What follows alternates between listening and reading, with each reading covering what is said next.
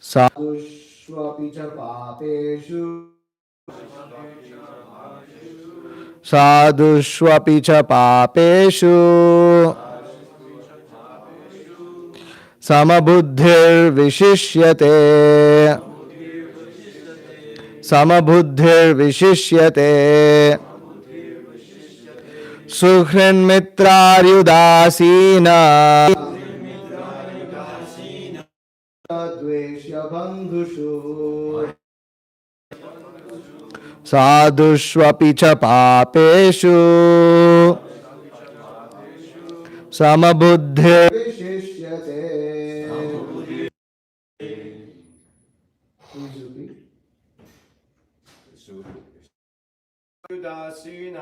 Suhrin mitra yudasina bandhushu madhyastha dvesha bandhushu sadhushvapi cha papeshu.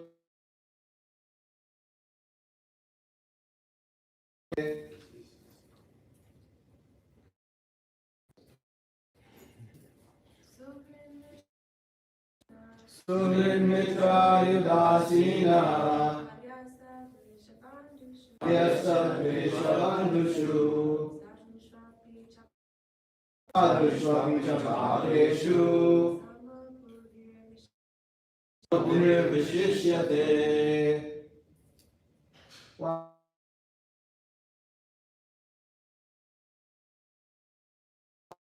Suhrin mitra yudasina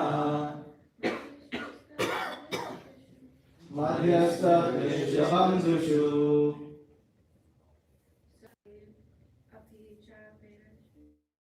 sadhushvapi cha papeshu Samabuddhir vishishyate. Okay, word to word translation. Suhrit, well-wishers by nature. Mitra, benefactors with affection. Enemies. Udasina, neutrals. Between belligerents. Madhyastha, mediators between belligerents.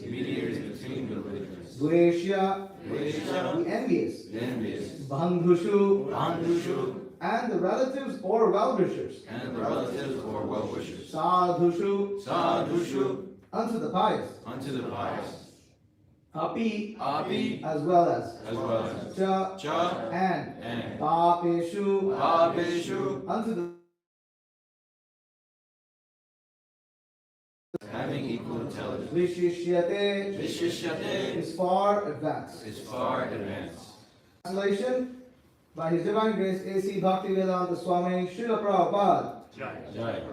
A person is considered still further advanced when he regards honest well-wishers, affectionate benefactors, the neutral, mediators, the envious, friends and enemies, the pious and the sinners, all with an equal mind.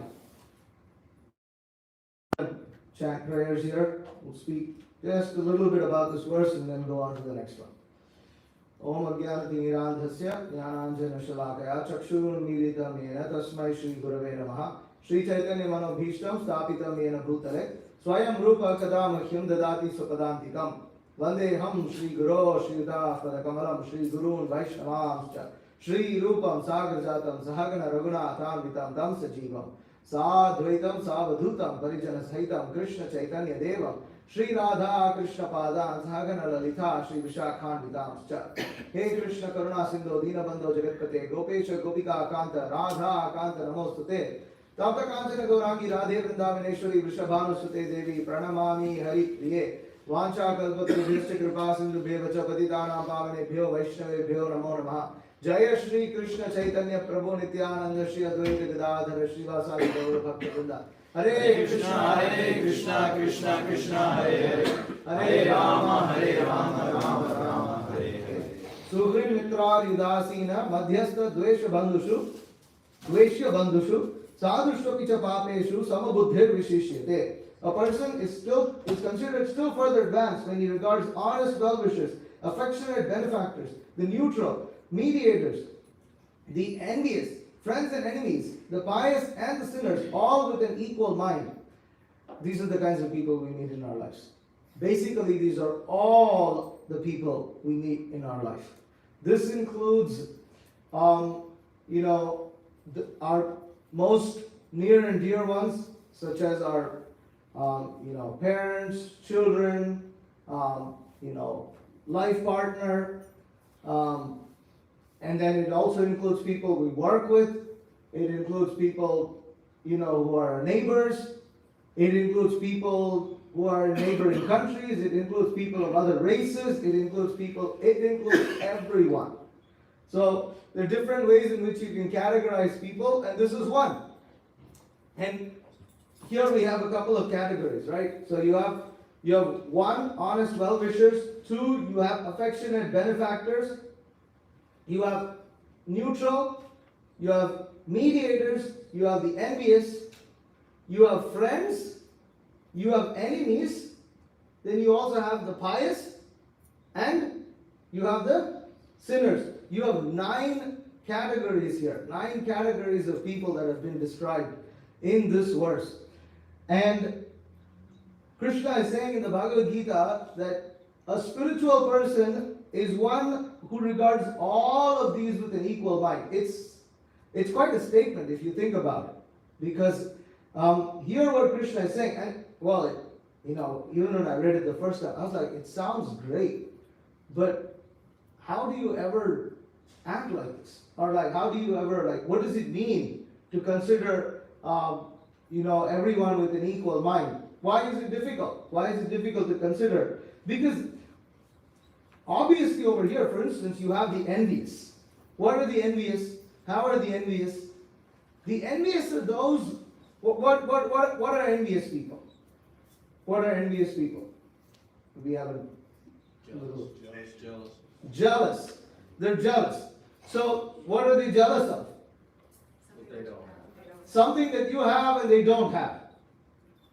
And they feel like that they're jealous. Okay, so obviously they're sad that they don't have something that you have. But then how is it sometimes exhibited in this world? What happens? What is the result? What do such people do? Steal. Anger. Well, yeah, that's pretty extreme. Anger. Yeah. Huh? Anger. They show, a lot of the time you'll see they'll show some anger. When you're talking to them, suddenly they're like, you don't even know, you didn't do anything to them, you didn't wish them anything. They're like, they just spat at you, or they give you a curt reply, just curt, and it's just piercing. And you're like, in one sense, more or less sometimes with envious people, it's passive aggression. Envious people engage a lot in passive aggression. Or they're aggressive, but they don't want to be open about it. Because, and how are you going to tell someone, I'm so envious of your car? I mean, there are people who say that. But, you're supposed to be people in general, they're like, oh, I'm a civilized person, I'm an educated person, I'm a good person, so you don't want to say things like this. Because, they're like, he's so low class that he's envious of my car. Or at least openly to say that. So you have people like this who are envious, and then you have honest well-wishers. Honest well-wishers are those who may not say the most pleasant things to us, but we know they always mean well. We know that they never mean ill to us. They love us. Because they love us, they always give us, even if they may happen to say something that is harsh, we know from where it's coming from. This is an honest well-wisher. An honest well-wisher is not basically, it's very important to understand why this word honest well-wisher is used, because he's not hypocrite. The envious person may also speak nicely to you. Right? It's not that the envious people only exhibit anger, by the way.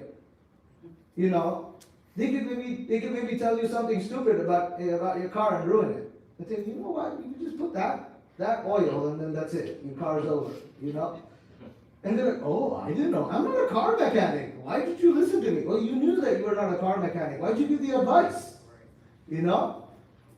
So you can't say anything at that point. So now Krishna is saying in this verse that, okay, so let's go over this. So honest well-wisher is one who's honest, because truth, so love cannot exist without honesty. True love cannot exist without honesty. You cannot, and when it means honest, it doesn't mean, like, for instance, is a mother an honest well-wisher of her child? Sure. Yes? Sure.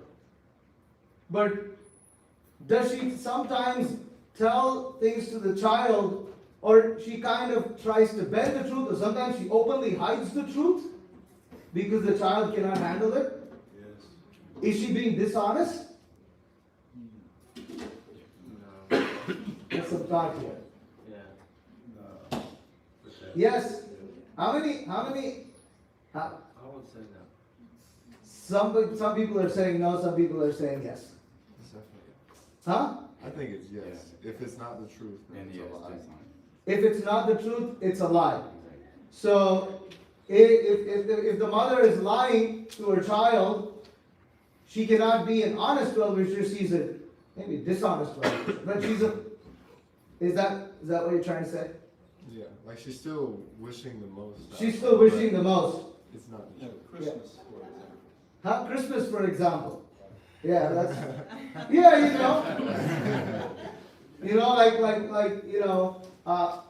I remember once, as a child, I think it was with my brother, it was with my brother. He wanted the moon. He looked at the moon, he said, I want it. And he was throwing a big tantrum because of that. Big tantrum. And it actually happens, it's real. It's not just in cartoons. There are kids who want things that they can't have. And so, now, there is a mom who can say, well, you can't have that. But that isn't going to solve the problem, right? And the kid's going to cry, he's not going to have its dinner. And it's going to be malnourished. Or it's going to go more cranky. Throw more fits. And suffer more. So what does the mom say? She says, tomorrow I'm going to buy that for you. Tomorrow, I already worked an arrangement. We're going to get the moon tomorrow. Just tonight, if you go to bed and you sleep nice tonight, you're going to get the moon tomorrow. Isn't that a straight lie? But what's the intention? The intention is well-wishing. The intention is well-wishing. So, honesty also involves, from the platform of love, understanding what the beloved can handle. If the beloved cannot handle something, to say it is actually violence. This is where being a fully honest person becomes problematic in this world. With a child, it's a little easier. But when you're dealing with adults, it's not that easy. You sometimes can't tell them things. You can't tell certain things on their face because they can't take it. But at the same time, your intention isn't necessarily to mislead, but it's to benefit. Now, therefore, all that can happen only on the platform of being a well-wisher, a real well-wisher, and the other person has to recognize that and accept it also. Otherwise, they're not going to be able to. And we've been through situations like this in our life. So actually, the mother is an honest well-wisher. Because to blindly follow the principle of honesty is to not be a well-wisher. If we have to be blunt and straight about everything, then we don't understand people's natures. We don't understand people's emotions and feelings. Why are we discussing all this in a class where we're supposed to be spiritual? Because even within Krishna consciousness, what is the goal of Krishna consciousness? The goal of Krishna consciousness is to love God. Right? We're meant to love Krishna, we're meant to love God. This is the goal. This is why we're chanting Hare Krishna. We are meant to become lovers of God. This is the principle that every religion is meant to teach. Jesus also came to teach that. Now, what happens is when we lose that focus and we don't have a proper understanding of who God is, this is, then we get entangled in this material world and we identify ourselves with matter and we forget everything. We forget our purpose, we forget who we are, we forget why we're here, and we dabble in the temporary thinking this to be permanent. And we remain dissatisfied. So you have honest well-wisher, then you have affectionate benefactors. Who are affectionate benefactors? What could be a difference? Can we have an example of an affectionate benefactor who's probably, he's not exactly an honest well-wisher, but he's an affectionate benefactor? Friend. Sibling.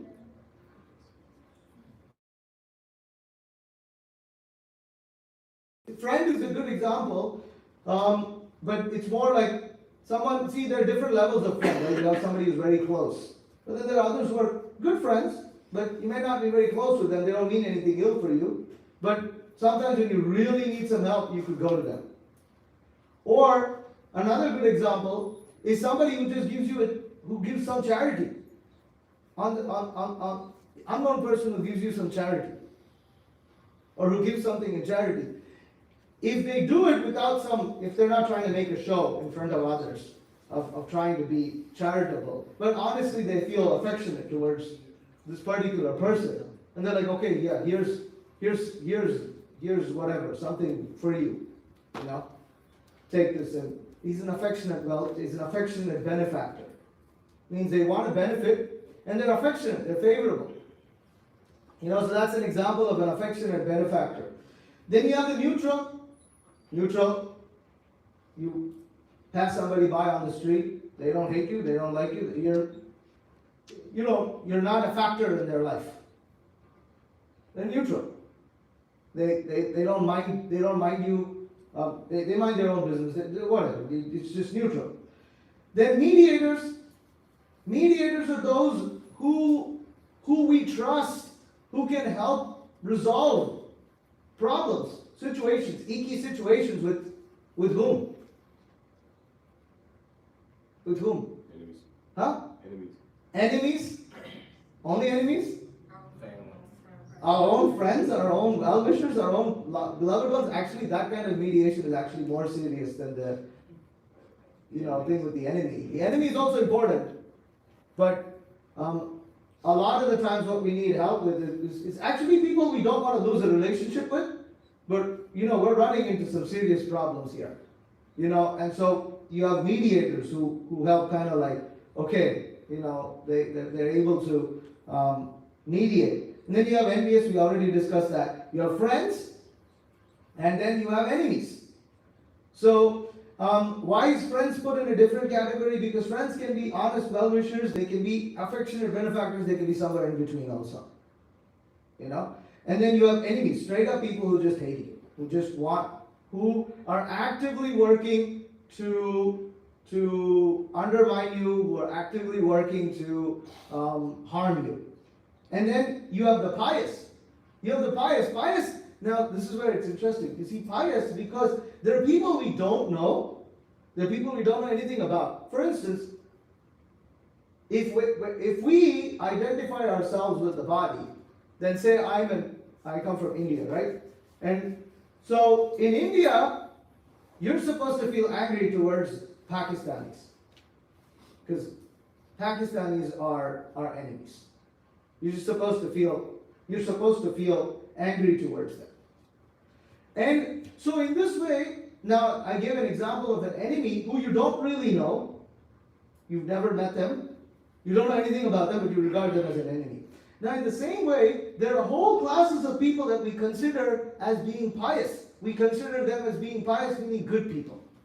At least to simplify that, and say it's like good people. And then there's entire classes of people we consider they're all low class. And people put entire continents like this.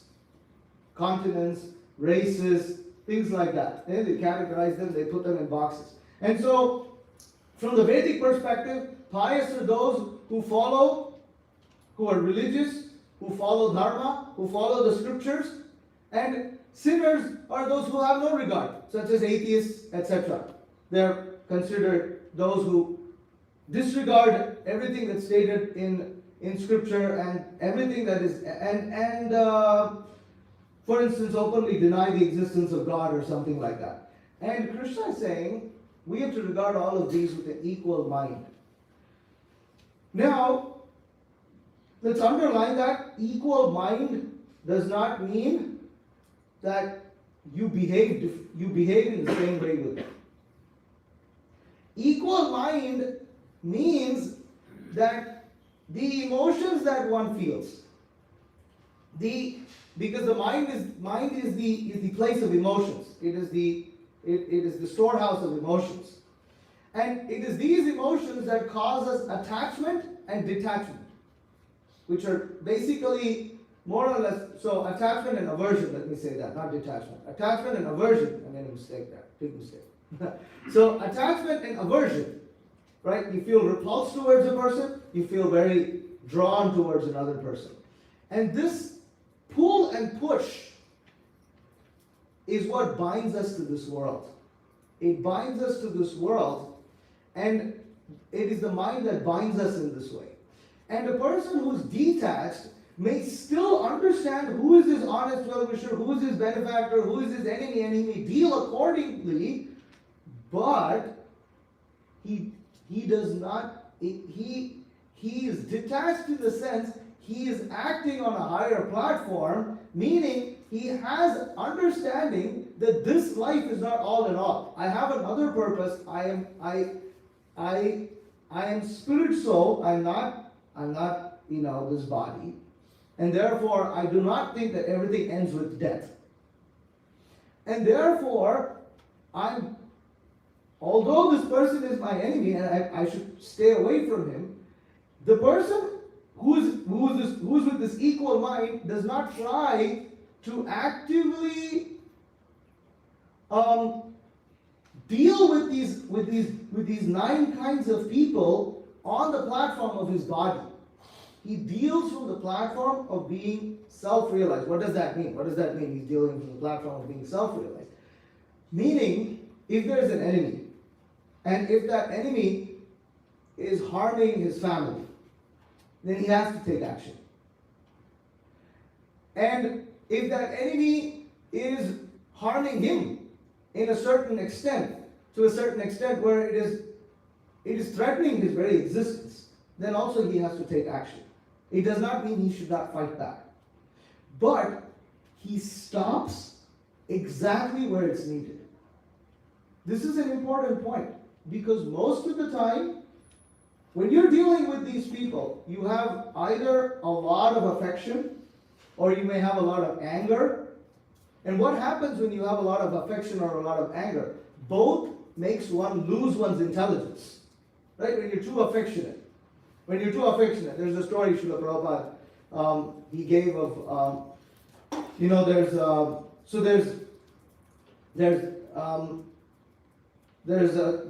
a boy. He's the older brother, and he's got what is it? I think he has malaria or jaundice. Okay, I think it's malaria or some disease. And he's not supposed to eat, fried items. I think in malaria you don't eat fried items. You have to eat boiled, very, very simple things, because, your digestion system is pretty much dead, and you cannot. It's almost poisonous to eat. Now, that doesn't mean your sense of taste is gone. So a malaria patient really desires to eat the things that he likes to eat. He likes to eat like stuff that's nice, it's cooked nice, maybe deep fried, whatever, but he can't eat it. And so the mother is preventing her first child, the older son, from eating all these things. Now the older son tells his younger brother, what does he say? He said, listen, just go and bring that fritter. I'm going to eat that. I'm going to eat those fries. Or I'm going to eat this. And what does the younger brother do? He's affectionate. Oh, my older brother is asking. All right, let me go get it. So he goes, gives it. And what does the mom do? she severely chastises the younger brother. And the younger brother is saying, well, I acted out of love. I acted out of love. What am I supposed to do? He's my older brother. He's asking me to do something. Am I not supposed to do it? But why did the younger brother do that? Because the younger child is immature. He doesn't understand the higher principle. So out of affection, his intelligence doesn't function. So people, when they're too affectionate or they're too angry, or when you're too angry, what happens? When you're too angry, also you lose sense of discrimination. You don't know. You go, just like sometimes we might get into an argument with a loved one, right? Now there might be a genuine reason why we have to tell them, like, you said these things, I feel so pain. But then in the course of the conversation, you know, that feeling of that anger like bubbles up from it, and then you say things that you shouldn't say. And then that gets taken and said, how dare you say that? And then, but you know you said this, you know you said that, and then it goes into this whole thing where you know, and then it just like, you know, everybody is, you know, and what happens is there's resentment on both sides, because, you know, our minds aren't controlled enough to just deal with that particular situation.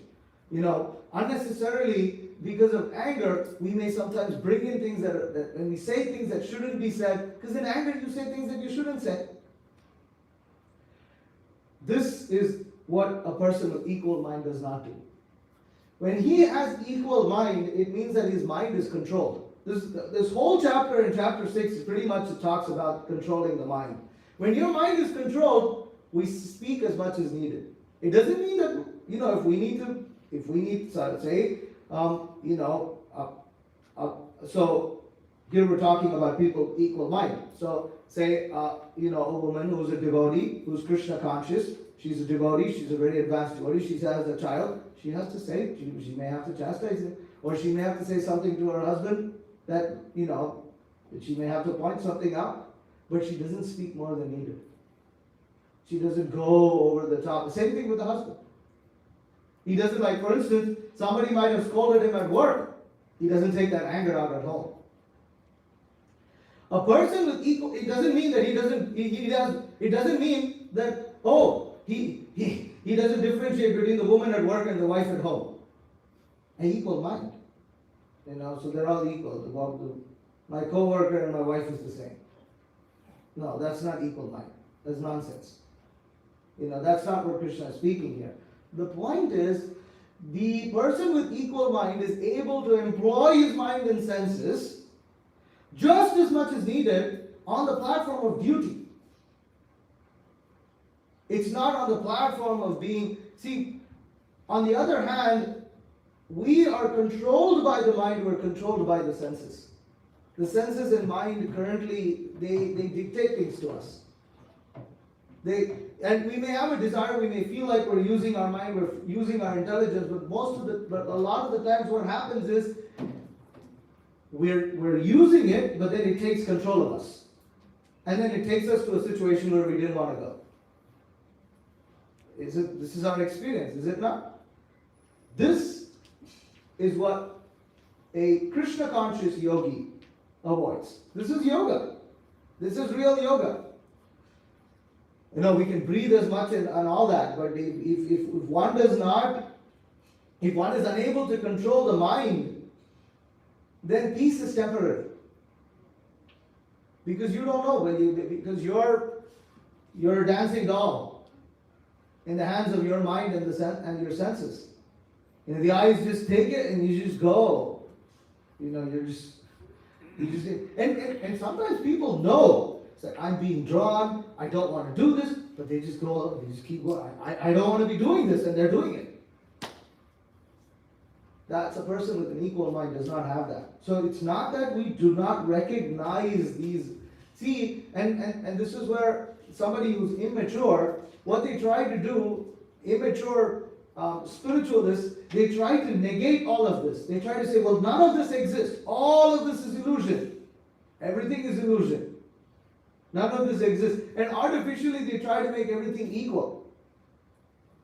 You know, or you may go to spiritual communities where they don't even like to address themselves, address each other with anything different. They address everybody the same way. Not even do they address everybody the same way, they get it's kind of like an artificial, kind of like rosy idea where everybody is somehow equal because you somehow are trying to force everybody to act equal, but it's never going to be that way. Everybody is not equal. We're equal on the spiritual sense, but we have different natures. And just because we have different natures doesn't make one person superior and another person inferior, but it's important to identify the natures. The problem in the material world is that when they identify these different variations, they start to put them up and down. Now, a person with an equal mind understands that his honest well-wisher and his enemy are ultimately exist because he is in this conditioned life. And the moment he is liberated, he comes on the spiritual platform when he does not have to take birth again. He doesn't have to be born again. Then these kind of material designations will go away.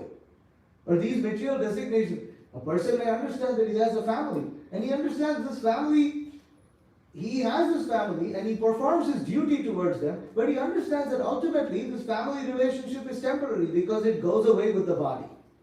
When the body is gone, the relationship is gone. But that does not mean that while he's in the body, he doesn't perform his duty.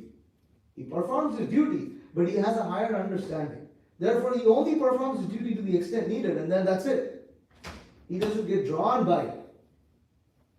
It does not take a bigger than life, position. It remains in its place. And everything has its place. So that is possible by a person who has an equal mind. That ultimately he does understand. Yes, all this is temporary, but temporary does not mean they don't exist. They exist, just like a dream. What is a dream? Dream is illusion. Yes, but it has a reality of its own too. The dream has a reality too. You can't ignore, when you're in the dream, you cannot ignore it. You're in the dream, you're feeling everything, you're flying or whatever, you're sad, you're depressed, you feel like your head got cut off, or whatever, you grew a tail and a tiger bit it, or whatever, and you feel that on my tail, it's like, you've never had a tail, but you feel like you have a tail in the dream. So, a person who's Krishna conscious understands that, yes, this is temporary, because ultimately, all these designations are superficial to the soul, who's servant of Krishna. We are meant to go back home, back to Godhead. We are meant to go to the spiritual world. We're not meant to be born again and again in ignorance, in different life forms within this world, ignorant of our actual spiritual position. We're not meant to do that. And the whole process of Krishna consciousness is to transcend the cycle of birth and death, reincarnation, this cycle of karma that puts us one time now. Right now we're sitting in America. In our next lifetime, we might be an amphibian in maybe in the middle of the Great Lakes or something, or sometime later you may find yourself in the desert in Chile or something like this. You don't know. So that to be subjected to this. Birth, death, old age, and disease. This is what we're meant to get liberated from. We're not meant to go through this. We're eternal. We're spirit soul. We will never die. We don't die when the body perishes. We're eternal. And so are all the loved ones that we have. When the loved one dies, they actually don't die. They leave their bodies. That's it. They can't use their body anymore. It's just like a car or a shirt. That's the example that Krishna gives in the Bhagavad Gita. He says like garments, just like a person takes off old garments and discards them and puts on a new garment, so the spirit soul transmigrates from body to body. And he who's with an equal mind, he can understand this. And this way he's detached. So Yeah, I didn't think I would talk this long on this verse, but I will open up for questions and comments. Any questions, any comments? Yes, I'm new to the tradition. My name is Cameron. Nice to meet you. thank you for coming. No problem. I wanted to ask how often do you have these gatherings and where you teach? Oh, so this particular gathering happens every Sunday here.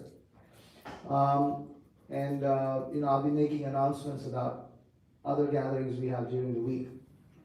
So, we have gatherings here every morning on weekdays at 7:30 in the morning, and you're welcome for that. And we have this on Sunday. It's basically the two. And on the weekdays in the morning, we go really deep into this stuff, you know. So that's where it's really at. If you like to come to those morning gatherings, it's a smaller crowd, but we really go really deep. We go into that Bhagavatam set back there. There's a big stack of books in the back. That's a Vedic encyclopedia. So we go deep into this knowledge because there's so much you can feel it here. Just this one verse, right? It's not such a big verse, right? It's the beauty of Bhagavad Gita. It's like there's no purport, there's nothing. It's just so much you can just keep unpacking this. You can unpack. And I haven't even related this verse with the previous verse and the next verse. It's just like there's so much to it. The Bhagavad Gita. One amazing thing about this book, Bhagavad Gita, see, it's a spiritual book. What does it mean when we say something is spiritual? Something that is spiritual is unlimited by nature. It's unlimited. It is eternal. So, eternal meaning it doesn't have an expiry date. Right? So now this book, if you look at this book, at least the version that I have in front of me, it's got a little over 900 pages in it. It's made with so many pages and it has so much ink in it. Every time you read this book, you will have a new realization. Every time you read this book, you will find something new. You will find something amazing. That is the nature of something that is spiritual. And I used to be a bookworm before I came to Krishna consciousness. I used to read all kinds of novels and things like that. I couldn't read it. For instance, I was a Harry Potter fan. I get sick and tired of it after a few times, and I would be that kind of nerd, bookworm, who would stand outside the store when in the line when waiting to buy the book when it got released in the rain. Stupid, and I would think I took so much effort to go and buy this book. It's got to give me more happiness. It won't, it doesn't. It becomes more disgusting every time you read it. Okay, the first time it's amazing, and even when you're reading it, you're going like, oh my God, I finished so much. Oh my God, I finished so much. And you're done with because obviously you're a hardcore fan to go and stand out in the rain. And, even before you went to the cash register, you're already through 10 pages, so that's, and you already, your happiness is down by 10 pages. It's expired. You see? It has an expiry date, which is why, again, people take, those who take intoxication and think that it's spiritual. It's not, because it has an expiry date. Anything that has an expiry date is not spiritual. So we chant this Hare Krishna mantra. This is the mantra that we chant. We'll be chanting, a full round, a full mala, 108 times today. We chant it every day. Every time you come and see us, this is the only thing that we're singing and chanting. We never get tired of it. Because you don't, but if you take any other mundane music, anything else, you will get tired. How long can you keep listening to the same song by Taylor Swift? You can't. How long? How long are you going to listen? It gets humdrum. So, yeah, so much. Krishna consciousness is it's a world of spirituality. It's a full experience. And it's a life of bliss. I mean, and Srila Prabhupada would say, this is not a, Prabhupada said, Krishna consciousness is not an artificial imposition on the mind. This is not something artificial, it's not something external. This is uncovering our eternal spiritual nature. And that eternal spiritual nature is the same whether we're born in Africa or whether we're born in Russia or whether we're born in, in Australia, wherever we are, it's the same. In fact, it's the same whether you're a lizard or whether you're an insect or a plant or a hawk. But in this human form of life, we have the opportunity to realize that the animals don't. That's the value of this life. Yeah. So that's when we have the gatherings. That was a long answer. Thank you. Yeah. Any other questions? Any other comments? Yes, ma'am. You were mentioning that to be a well-wisher to someone, they have to, you have to be received as a well-wisher. Yes. So, if you have the intention to be a well-wisher, but you're not received in that way, then where does that put you? Where does that put you? It puts you at a distance. Because that's where you have to, you have to recognize that, if you give advice to a person who doesn't want that advice, you have to understand that unless you're very confident that you're going to somehow flip them, what will happen is you'll push them further away, right? Your advice will be received in another way. So it's important to recognize that, and that's where sometimes we have to understand we're not the controllers. We cannot force another person to feel a certain way, even if we think that's the best way they should feel. A parent may bring up their child with all good intentions, but the parent at some point of time will have to accept the way the child is. And there's always going to be something that they wish could be different. So that's the nature of this world. It's the nature of things in this world. But therefore, in Krishna consciousness, the emphasis is on cultivating detachment. In fact, I've seen devotees who, they're on their deathbed.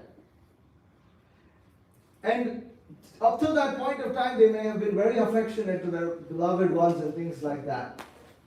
But these advanced devotees who are leaving their bodies, you will see, and there's so many stories in this regard, you'll see how they'll suddenly just put their single point focus on Krishna. Because now is the final journey. And that final journey is done alone. And at that final journey, one is supposed to completely exhibit that relationship that one has with Krishna, which is our eternal relationship. And suddenly they kind of they exhibit this focus. It's sometimes a little scary. It's like, wow, they're actually leaving, But that detachment, we have to have that at some point, because it's going to happen, right? It's going to happen to all of us. So we have to cultivate that. And so when we become devotees, we have to understand that our life is actually guided by Krishna. Everything that's happening to us, it's not happening because of our karma. Now, a devotee should be humble enough to recognize that as his karma. But it's true in one sense, because that's our conditioning. But we're not actually getting reactions in the way that people who are not on the path of self-realization, you're not getting that way. Because the moment you chant Hare Krishna, the moment you accept the spiritual master, you take initiation, all your sins are gone. So then how am I experiencing these different reactions? How am I They are orchestrated by Krishna to remove this conditioning, because we have these attachments, and as long as we maintain these attachments, we're going to continue generating karma, and we're going to continue staying in the realm of birth and death. And so Krishna orchestrates things for us to make advancement. And so there are lessons that we have to learn. Even and Krishna is God is so expert. Krishna is so expert. With one activity, with one action, he gets several things done. Several things done in one action. What might be, something for you, although it involves another person or a couple of other people, there's a lot of things going on at the same time. And only Krishna can do this. So this, we should understand that we do have to develop some detachment. And detachment is an important quality. You'll see that even Kunti Maharani, she's praying like this. Sneha Pasam Imam Chindi. She's a great devotee, she has 5 sons. She's saying, sever my bonds of attachment to my children. At the same time, it doesn't mean that she doesn't want to look at her children again. But it's not like that. But she's saying that, no, ultimately, I'm spirit soul. And when we and relationships that we have with devotees are actually spiritual. They carry on even in the spiritual world. Because they're established in the platform of Krishna consciousness. That's a whole other subject matter. We don't really lose our relationship with devotees. But we all need to get purified. So, okay, anything else? Any other questions? Yes? I do have a question about our past lives. Are we supposed Past to lives? connect to that? Because I've heard of people that they do some Past life, whatever. What do they call that? Regression. Analysis? Past life regression. Huh? Past life regression. Regression. Yeah. Well, one can, out of curiosity, one may check, but it doesn't really, it can give you a little perspective on things, but the point is, the principle still remains the same. That, okay, say we found out in our past life that we were a very rich person, and now we're not so rich. The principle still remains the same, that, we're being born again, and we have to transcend the cycle of birth and death, because this is not a very pleasant situation. Or say someone raises, oh, you were a yogi in your past life. Wow, I was a yogi in my past life. Great, but I didn't achieve perfection. That's the point. Here I am. The here I am is already here. Right? The here I am situation doesn't change by knowing your past life. You can know it, and it's kind of like, wow, this, and but it doesn't really help. It doesn't really help. And Krishna makes us actually forget our past life, because otherwise, if we remember it in all detail, we cannot relate to anything in this life. You won't relate to your mother, you won't relate to your father, you won't relate to anybody, you were your child, nothing. Because you already had a child, or whoever ever. Or, yeah. What if we realize in our past life we were Adolf Hitler? Nobody tells that. Somebody's Adolf Hitler. Somebody's Adolf Hitler, born again.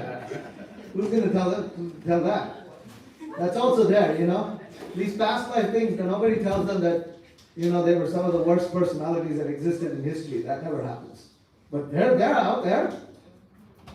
We don't know who they are. They themselves don't know who they were. Actually, Srila Prabhupada would say that, because out of enmity is a meditation. Krishna says in Bhagavad Gita, he explains the science of transmigration. He says that Antakale, no, that's different. What is that? Yam yam api swaran bhavam tyajatyante kalevaram tam tam eva iti kautaya sadata bhav bhavitaha. Well, let's pull it up. How do you, let's see. I'm so bad with numbers, I wish I knew numbers better. Actually, hold on. There's a better way to pull it up. I have the book right here.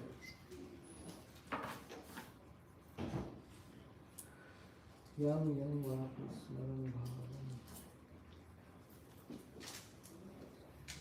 bhavam. Okay. 816. There we go. Okay. Krishna says, whatever state of being one remembers when he quits his body, O son of Kunti, that state he will attain without fail. So if somebody dies feeling really angry and envious of somebody, so much so that even when they die, they're clenching their fists and they're like, or they die on a battlefield feeling very angry towards the enemy or something, they become born on the enemy side. That's how material nature works, right? Somebody's fighting, the Ukrainians are fighting the Russians are fighting the Ukrainians. But some of the people who die will be born on the other side that they just fought on, because that was the meditation they had when they died. This is science of transmigration. Somebody's being born as Russian, somebody's being born as Ukrainian. Now, not all of them are perished soldiers, but I'm just making a point here that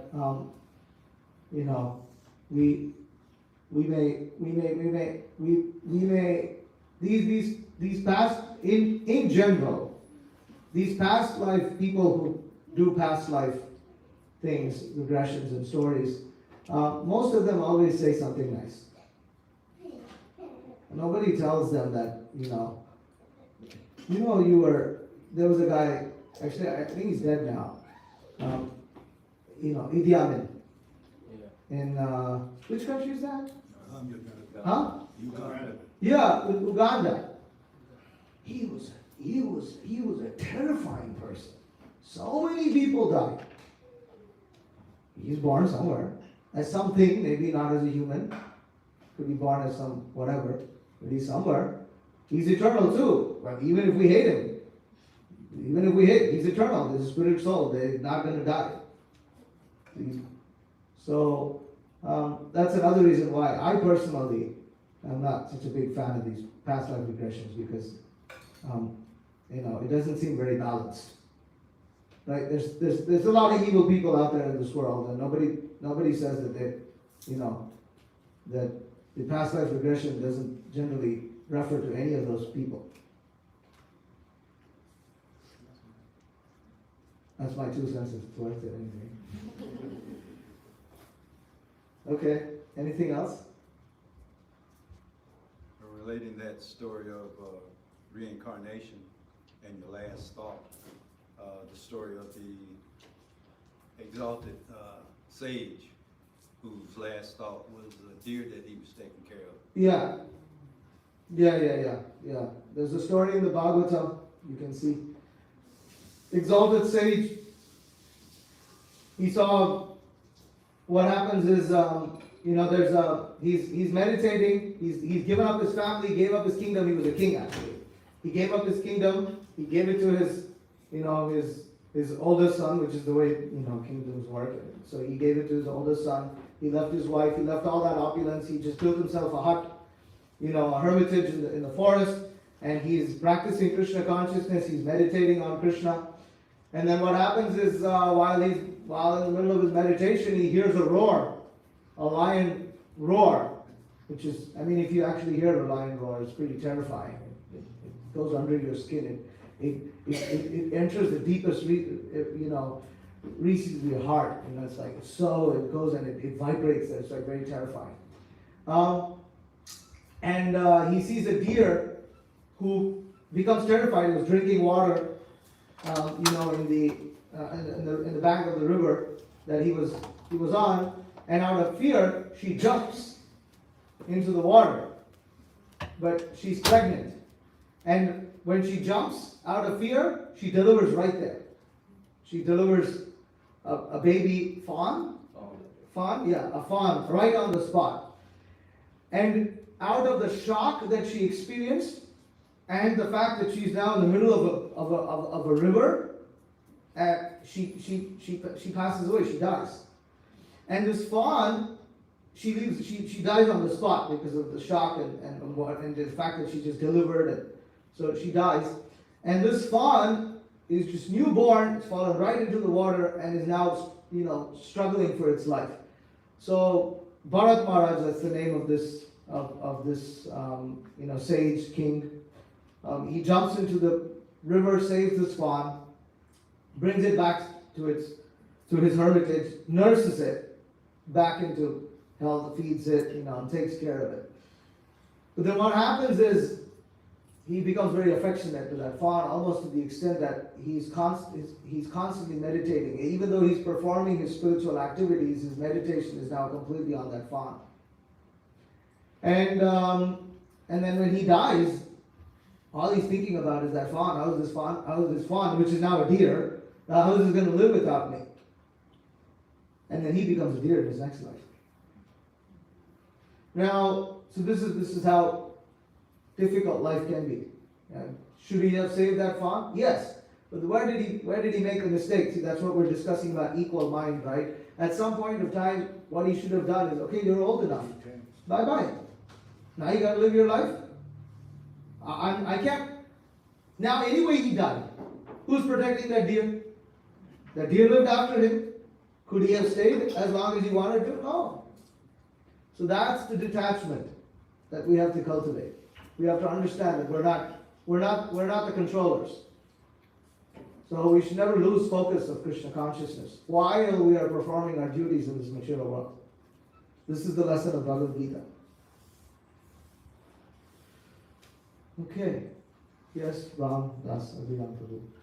On that same story, this is just one of the occasions where you can actually see that it benefits one to remember his past life. This doesn't always work out this way, but Yeah. I mean, it's just an example. If it was that beneficial, we would have all been recommended to take past life regressions. But we're not, because the result is pretty much the same. So. Okay, so now we will chant on beads. We're going to teach you all how to chant. And we're going to chant a full round, right? It's going to take about 12 minutes to chant a full round of the Hare Krishna mantra. And so I request everyone to kindly repeat after me.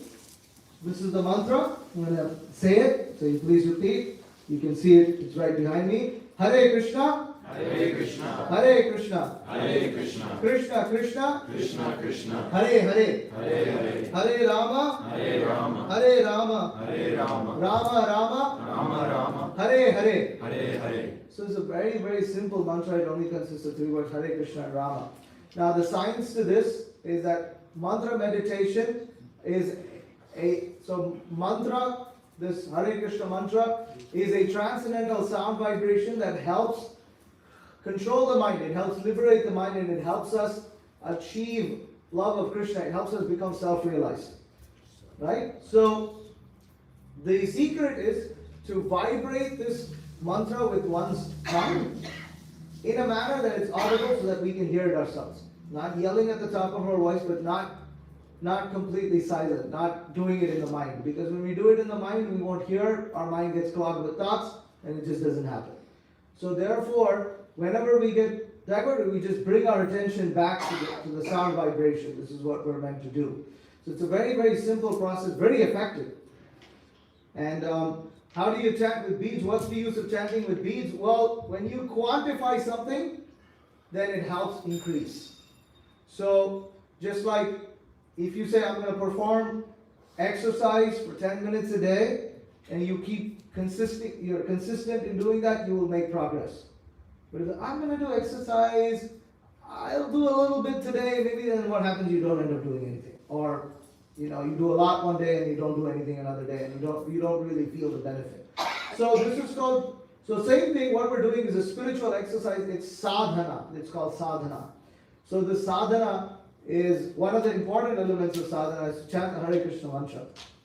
So the beads contain 108 beads, and so 108 beads together for the string of beads form what's called a mala. It's called a mala, or what we call one round. It's one round, so it's 108. So we start by chanting on the bead right next to the head bead. The head bead is the bead that has the string sticking out of it, and we hold it with our thumb and middle finger. We hold it with our thumb and middle finger. That is a secondary thing. The point is to hold the bead, and we chant one full mantra on one bead. Then we pull the bead inside and we move our fingers to the next bead. And then we chant one full mantra on that bead. And in this way we complete one full round. So, in general, once you become a little practiced, it takes about 6 to 8 minutes to chant one full round. Initially, because we'll be chanting slower, and we'll do it right now. It might take about 10 to 12 minutes. So we'll start now. Just drink a little water.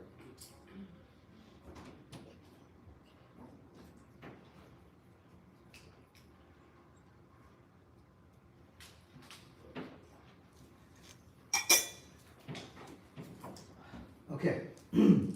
So at the count of 3, 2, 1, we'll chant in unison. Okay? 3, 2, 1. Hare Krishna, Krishna Krishna, Hare Hare, Hare Rama, Rama Rama, Hare Hare. Hare Krishna, Krishna Krishna, Hare Hare, Hare Rama, Rama Rama, Hare Hare. Hare Krishna, Krishna Krishna, Hare Hare, Hare Rama, Rama Rama, Hare Hare. Hare Krishna, Krishna Krishna, Hare Hare, Hare Rama, Rama Rama, Hare Hare. Hare Krishna, Krishna Krishna, Hare Hare, Hare Rama, Rama Rama, Hare Hare. Hare Krishna, Krishna Krishna, Hare Hare, Hare Rama, Rama Rama, Hare Hare. Hare Krishna, Krishna Krishna, Hare Hare, Hare Rama, Rama Rama, Hare Hare. Hare Krishna, Krishna Krishna, Hare Hare, Hare Rama, Rama Rama, Hare Hare. Hare Krishna, Krishna Krishna, Hare Hare, Hare Rama, Rama Rama, Hare Hare. Hare Krishna, Krishna Krishna, Hare Hare, Hare Rama, Rama Rama, Hare Hare. Hare Krishna, Krishna Krishna, Hare Hare, Hare Rama, Rama Rama, Hare Hare. Hare Krishna, Krishna Krishna, Hare Hare, Hare Rama, Rama Rama, Hare Hare. Hare Krishna, Krishna Krishna, Hare Hare, Hare Rama, Rama Rama, Hare Hare. Hare Krishna, Krishna Krishna, Hare Hare, Hare Rama, Rama Rama, Hare Hare. Hare Krishna,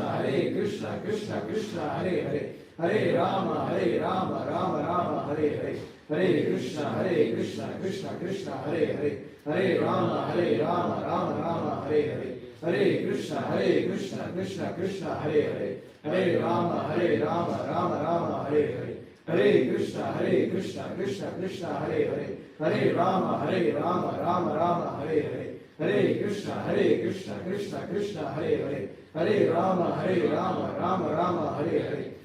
Krishna, Krishna Krishna, Hare Hare, Hare Rama, Rama Rama, Hare Hare. Hare Krishna, Krishna Krishna, Hare Hare, Hare Rama, Rama Rama, Hare Hare.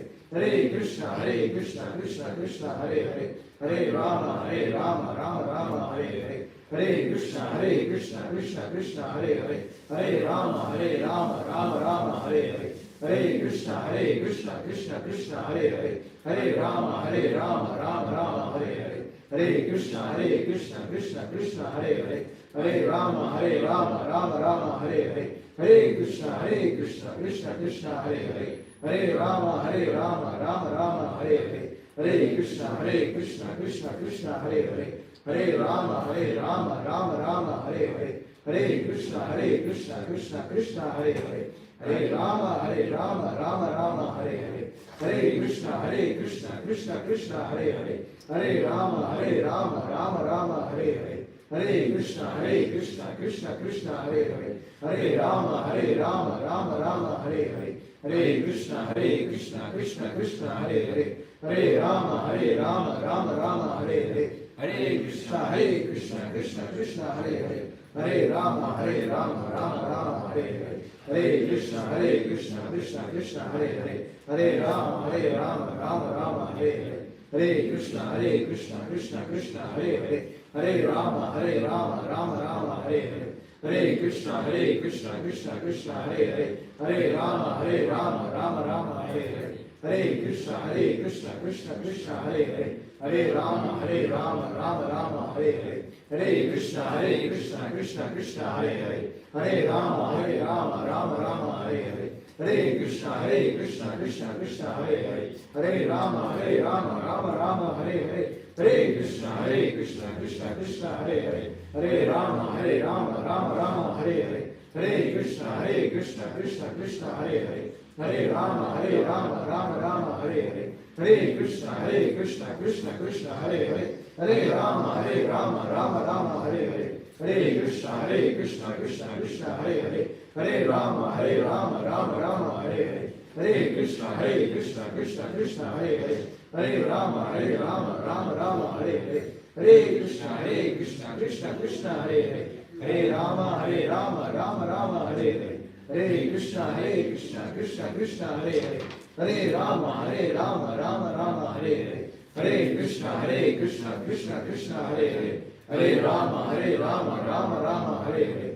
Hare Krishna, Krishna Krishna, Hare Hare. Hare Rama, Rama Rama, Hare Hare. Hare Krishna, Krishna Krishna, Hare Hare. Hare Rama, Rama Rama, Hare Hare. Hare Krishna, Krishna Krishna, Hare Hare. Hare Rama, Rama Rama, Hare Hare. Hare Krishna, Krishna Krishna, Hare Hare. Hare Rama, Rama Rama, Hare Hare. Hare Krishna, Krishna Krishna, Hare Hare. Hare Rama, Rama Rama, Hare Hare. Hare Krishna, Krishna Krishna, Hare Hare. Hare Rama, Rama Rama, Hare Hare. Hare Krishna, Krishna Krishna, Hare Hare.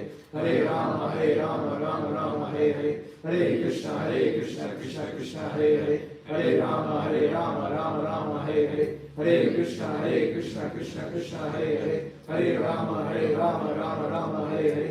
Hare Krishna, Krishna Krishna, Hare Hare. Hare Rama, Rama Rama, Hare Hare. Hare Krishna, Krishna Krishna, Hare Hare. Hare Rama, Rama Rama, Hare Hare. Hare Krishna, Krishna Krishna,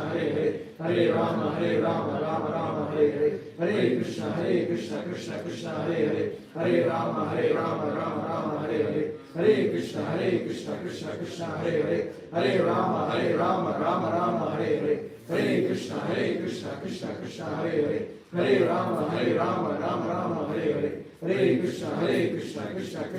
Hare. Hare Rama, Rama Rama, Hare Hare. Hare Krishna, Krishna Krishna, Hare Hare. Hare Rama, Rama Rama, Hare Hare. Hare Krishna, Krishna Krishna, Hare Hare. Hare Rama, Rama Rama, Hare Hare. Hare Krishna, Krishna Krishna, Hare Hare. Hare Rama, Rama Rama, Hare Hare. Hare Krishna, Krishna Krishna, Hare Hare. Hare Rama, Rama Rama, Hare Hare. Hare Krishna, Krishna Krishna, Hare Hare. Hare Rama, Rama Rama, Hare Hare. Hare Krishna, Krishna Krishna, Hare Hare. Hare Rama, Rama Rama, Hare Hare. Hare Krishna, Krishna Krishna, Hare Hare. Hare Rama, Rama Rama, Hare Hare. Hare Krishna, Krishna Krishna, Hare Hare. Hare Rama, Rama Rama, Hare Hare. Hare Krishna, Krishna Krishna, Hare Hare. Hare Rama, Rama Rama, Hare Hare. Hare Krishna, Krishna Krishna, Hare Hare. Hare Rama, Rama Rama, Hare Hare. Hare Krishna, Krishna Krishna, Hare Hare. Hare Rama, Rama Rama, Hare Hare. Hare Krishna, Krishna Krishna, Hare Hare. Hare Rama, Rama Rama, Hare Hare. Hare Krishna, Krishna Krishna, Hare Hare. Hare Rama, Rama Rama, Hare Hare. Hare Krishna, Krishna Krishna, Hare Hare. Hare Rama, Rama Rama, Hare Hare. Hare Krishna, Krishna Krishna, Hare Hare. Hare Rama, Rama Rama, Hare Hare. Hare Krishna, Krishna Krishna, Hare Hare. Hare Rama, Rama Rama, Hare Hare. Hare Krishna, Krishna Krishna, Hare Hare. Hare Rama, Rama Rama, Hare Hare. Hare Krishna, Krishna Krishna, Hare Hare. Hare Rama, Rama Rama, Hare Hare. Hare Krishna, Krishna Krishna, Hare Hare. Hare Rama, Rama Rama, Hare Hare. Hare Krishna, Krishna Krishna, Hare Hare. Hare Rama, Rama Rama, Hare Hare. Hare Krishna, Krishna Krishna, Hare Hare. Hare Rama, Rama Rama, Hare Hare. Hare Krishna, Krishna Krishna, Hare Hare. Hare Rama, Rama Rama, Hare Hare. Hare Krishna, Krishna Krishna, Hare Hare. Hare Rama, Rama Rama, Hare Hare. Hare Krishna, Krishna Krishna, Hare Hare. Hare Rama, Rama Rama, Hare Hare. Hare Krishna, Krishna Krishna, Hare Hare. Hare Rama, Rama Rama, Hare Hare. Hare Krishna, Krishna Krishna, Hare Hare. Hare Rama, Rama Rama, Hare Hare. Hare Krishna, Krishna Krishna, Hare Hare. Hare Rama, Rama Rama, Hare Hare. Hare Krishna, Krishna Krishna, Hare Hare. Hare Rama, Rama Rama, Hare Hare. Hare Krishna, Krishna Krishna, Hare Hare. Hare Rama,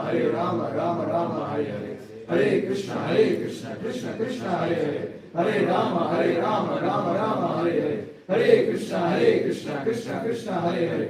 Hare Rama, Rama Rama, Hare Hare. Hare Krishna, Krishna Krishna, Hare Hare. Hare Rama, Rama Rama, Hare Hare. Hare Krishna, Krishna Krishna, Hare Hare. Hare Rama, Rama Rama, Hare Hare. Hare Krishna, Krishna Krishna, Hare Hare. Hare Rama, Rama Rama, Hare Hare. Hare Krishna, Krishna Krishna, Hare Hare. Hare Rama, Rama Rama, Hare Hare. Hare Krishna, Krishna Krishna, Hare Hare. Hare Rama, Rama Rama, Hare Hare. Hare Krishna, Krishna Krishna, Hare Hare. Hare Rama, Rama Rama, Hare Hare. Okay, Rama, last step.